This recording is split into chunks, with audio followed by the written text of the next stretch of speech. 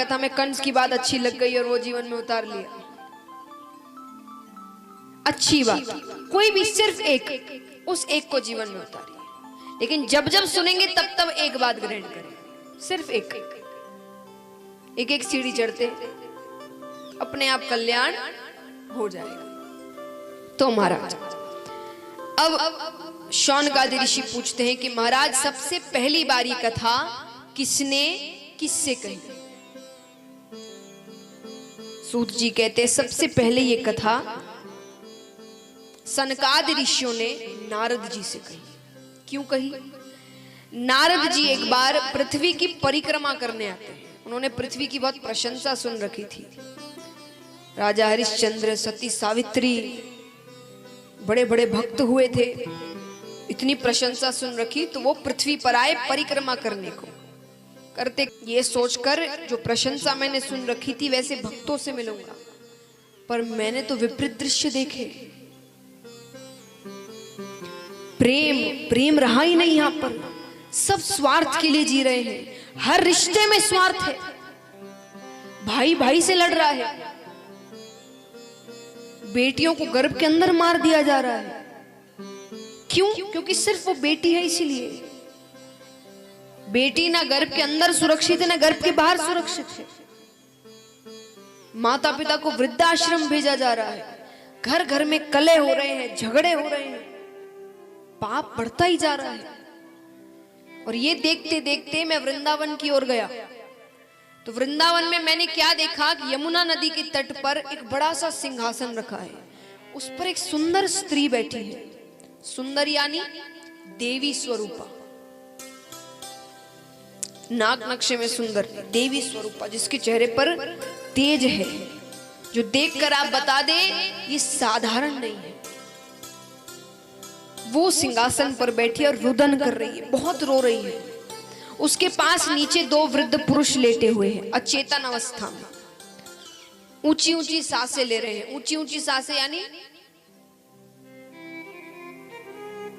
अंतिम सांसें। और वहां खड़ा हर व्यक्ति देख रहा है पर कोई सहायता नहीं कर रहा। यही करते हैं हम आजकल, खड़े खड़े देख रहे हैं, कोई सहायता नहीं कर रहा। करते वृंदावन पहुंचते हैं। वृंदावन से थोड़ा आगे बढ़ते हैं कि उनकी भेंट होती है सनकादि ऋषियों से। सनकादि ऋषि ब्रह्मा जी के 4 मानस पुत्र हैं, सनक, सनंदन, सनत कुमार, सनातन। इनको एक साथ कहते हैं सनकादि ऋषि। तो सनकादि ऋषि देखते हैं कि नारद जी के चेहरे पर चिंता के भाव है, जो हर वक्त भगवान का नाम लेता है। नारद जी कहीं भी जाए क्या कहते हैं? जोर से कहिए, नारायण नारायण। जो हर वक्त भगवान का नाम लेता है, भगवान के साथ रहता है, उसे किस बात की चिंता? सनकादि ऋषियों ने पूछा तो नारद जी ने कहा कि मैं पृथ्वी की परिक्रमा करने आया। सहायता करते नहीं करते वीडियो और बनाते।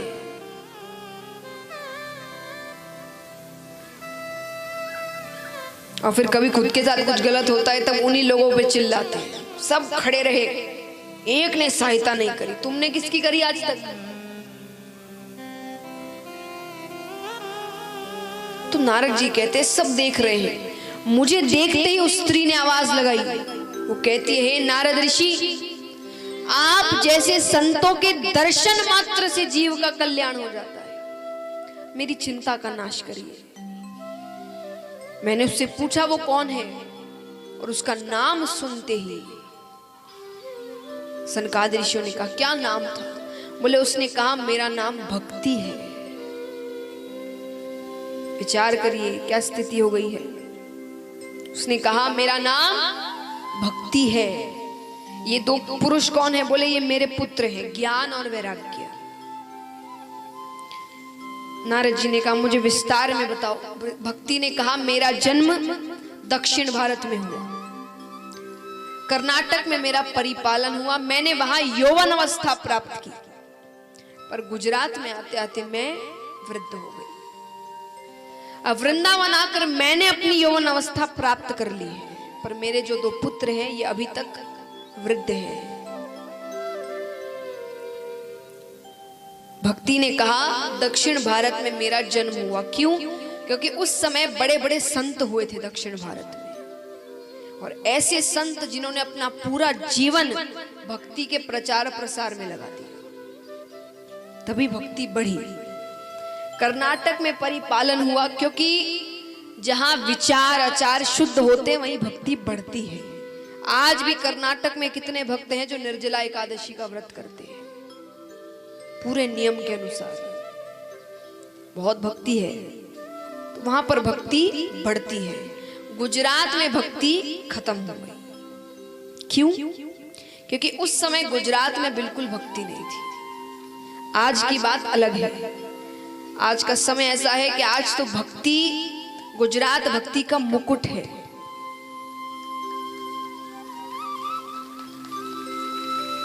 बड़े बड़े भक्त हैं वहां पर महाराज, श्री मुरारी बापू जी, श्री रमेश भाई जी ओझा, सब गुजरात के हैं। आज का समय अलग है, पर उस समय भक्ति नहीं थी।